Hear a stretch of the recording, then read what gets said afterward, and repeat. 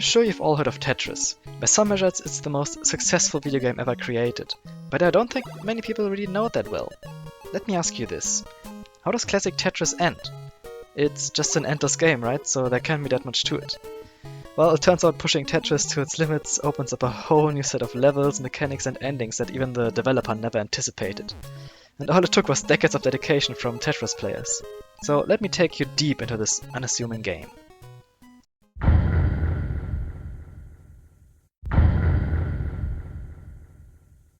Okay, so how does a round of Tetris normally end? Well, the only way for a game to end is by dying.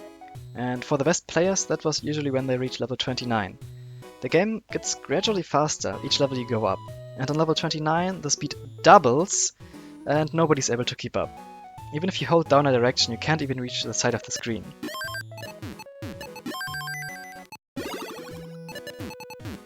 It felt pretty hopeless, so people just dubbed it the kill screen of Tetris. But that's a bit unsatisfying, isn't it? It doesn't really feel like you beat the game. Many other old games also have kill screens, but normally it's because of a glitch. A famous example would be level 256 in Pac-Man. Here, an integer overflow in the level counter breaks the level. The entire right side of the level becomes a garbled mess. It makes it impossible to collect enough pellets to progress. There are also lots of other famous games with kill screens like Galaga, Donkey Kong, Dig Dug, Duck Hunt, and of course Tetris. But most of these games had much more satisfying endings, where you play further than what the developers expected, until the game breaks down. Level 29 is the intended endpoint, but all of us stopping the players was just the inhuman speed. It felt like something you could overcome. We just became good enough.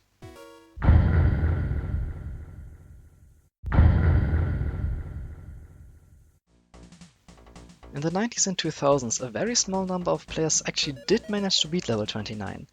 They pulled this off using a technique called hyper-tapping. Holding down a direction lets you move at a set speed, but if you tap fast enough, you can move a bit faster. Hyper-tapping is a technique where you tense the muscles in your arms so hard that your fingers begin to violently twitch. This lets some players tap over 10 times per second. But yeah, it is as straining as it sounds, and not only that, it's also incredibly hard to make precise movements using it. Some players did become quite good at it, but a new technique was needed if people really wanted to play on the kill screen. It wasn't until relatively recently when a huge discovery was made. In late 2020, a player called Cheesefish researched a bunch of button mashing techniques. He found that most of them weren't really applicable to the small D-pad of a NES controller. That is, until he got a brilliant idea. Instead of just hitting the small D-pad, he began treating the entire controller as an extension of the D-pad. He noticed that if he holds his finger over the D-pad and taps the back of the controller with his other hand, it registers as an input. And by rolling his fingers across the back, he could reach an incredibly high speed of up to 20 inputs per second. Not only that, by rolling 1, 2, 3, 4 or all 5 fingers, he could precisely control how far the piece would move. This technique is called rolling, and as the player discovered it, Cheesefish began crushing records. After just a few months, he went all the way to level 37 with a score of 1.46 million, a whole 8 levels into the kill screen. But this was only the beginning. With rolling, the stage was set for a revolution in the Tetris community.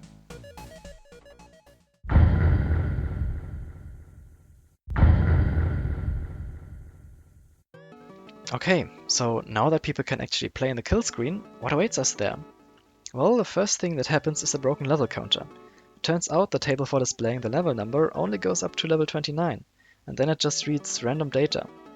Aside from that, the game stays surprisingly stable. It isn't until level 138 where this happens. The game runs out of color palettes, and it starts interpreting unrelated data as colors. Now we have completely new colors for almost every level after 137. These are the intended colors, and as you can see, they're supposed to repeat every 10 levels, but in level 138 they go completely crazy. As people began reaching them in actual games, they started giving them names, like level 138 Watermelon and level 139 Neon Night. But now take a look at level 146 Dusk and level 148 Charcoal. Since nobody designed these color schemes, this also means that nobody made sure they were playable. And these very dim levels turned out to be huge roadblocks. It was already hard enough to stay concentrated for half an hour to reach them, but now you couldn't even properly see the pieces, especially on an old CRT TV, which is still how most pros played Tetris. The first person to reach glitched colors was Eric ICX. At that time, the previous level record was level 95, and in one of the most legendary moments in Tetris history, in a live tournament run in August 2022, he did this.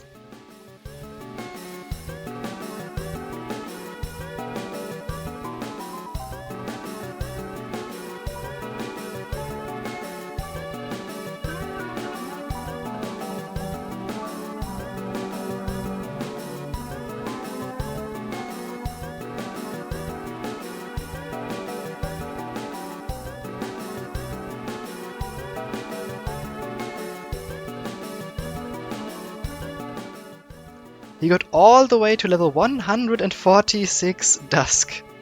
Before then, levels as high as that weren't even in the realm of what was considered possible, but now they were becoming a reality. These numbers came dangerously close to something only very few people knew about. Some people who studied the game code very closely saw what would come next.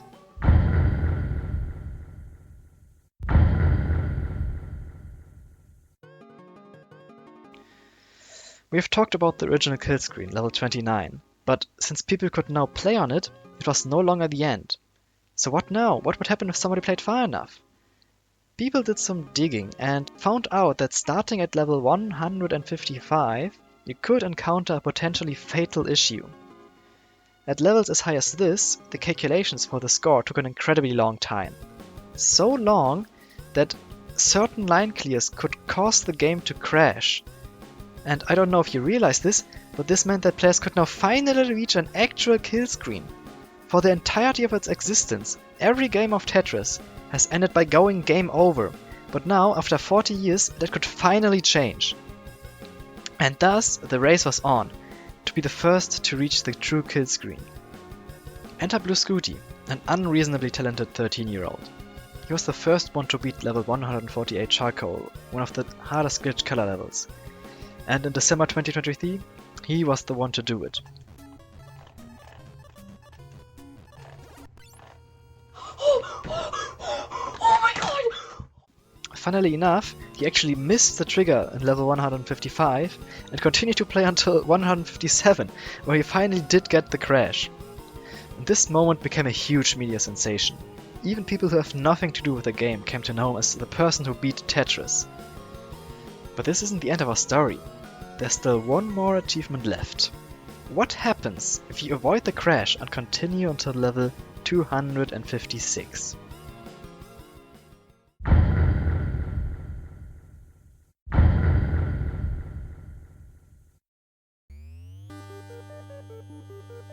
Okay, so starting at 155, the game can crash for certain line clears. So how do we avoid this? Well, somebody needs to memorize all the spots a crash can happen and learn to avoid them or learn to do specific inputs. There's a feature almost no one uses that can help us here. If you press select on your controller, the preview for the next piece is hidden. If you do this while a piece is falling down, the game won't crash. This adds a lot to the difficulty, but now we have a technique to avoid crashes. The next thing to worry about is desyncs. Somewhere after 164, one level up animation is skipped. This means the level counter and colors are now one level behind. Adding to that, the line counter will now also be unreliable. Usually you can see how close you are to the next 10 line clears. You need to go to the next level. But this counter is now useless. Next is a visual glitch called confetti. Starting at level 160, certain line clears can cause the game to freeze and glitch for a while. There's something called limited confetti, where the game freezes until a particle touches the box, and unlimited confetti, where the game stays frozen until you press a button. And next, the line counter doesn't just become visually broken, but also internally broken. Normally, you need 10 line clears per level, but now, in level 234, you need 810 line clears. Meaning you have to play 81 levels in one until you can move on. And last but not least, the hardest part. In the last few levels before 255, just placing a piece has a chance to crash. The only way to avoid this is by pressing down or flashing the box using the select button. If you get past all this, you only need to clear the blood red level on 255 and then you can achieve Rebirth. Currently nobody has been able to do it.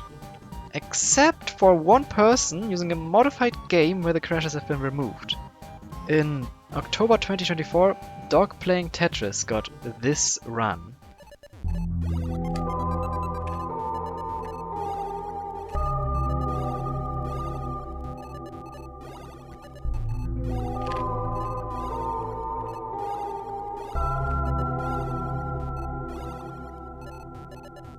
It's actually all gone. Oh my god! Oh my god! Oh my god! Oh my god! Oh my god! Oh my god! Oh my god, Ash got Rebirth! Oh my god! After all the hardships and glitches, we return back to level 0. Everything goes back to normal as if nothing ever happened. The only thing you keep is your score.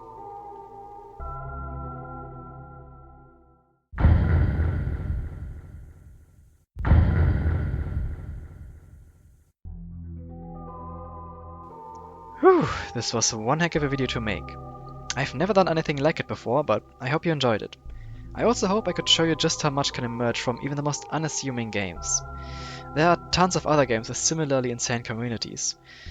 As long as they're passionate players, you can never know how things develop. It really is incredible what people can achieve if they're having fun.